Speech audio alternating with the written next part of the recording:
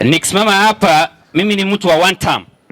Na Mheshimiwa Spika, tukiangalia serikali ya Mheshimiwa William Ruto wanajipiga kifua, wanasema ya kwamba wao wako na mikakati. Na ukiangalia vizuri hii serikali ya Mheshimiwa William Ruto inategemea kuiba kura za mwaka wa 2027.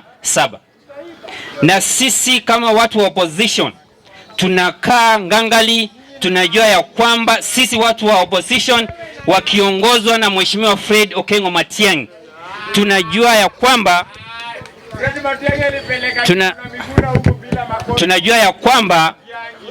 Fred Matiang'i tunajua ya kwamba Mheshimiwa Fred Matiang'i anajua mikakati yote ambayo Ruto atatumia kuiba kura. Kwa hivyo Mheshimiwa Spika, sisi hatuogopi. Hata mkisema ni wani lege, sisi tunajua hiyo mikakati yote. Na huu wakati Mheshimiwa Spika, sisi hatuogopi na haturudi nyuma.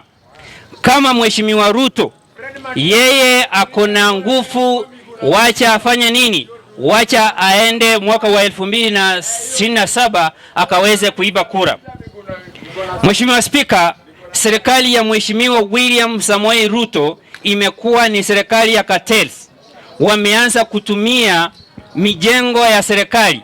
Mheshimiwa Spika, ukiangalia kama jana kuna gazeti lilikuwa linanukuu ya kwamba ofisi ya rais inatumika kuibia wananchi wa Kenya pesa zao.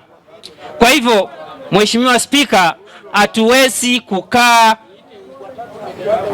hatuwezi kukaa tukiongozwa na rais ambaye ni cartel. Mheshimiwa Spika, Mheshimiwa Rais amefanya nchi yetu kuwa nchi ambayo haiheshimiki.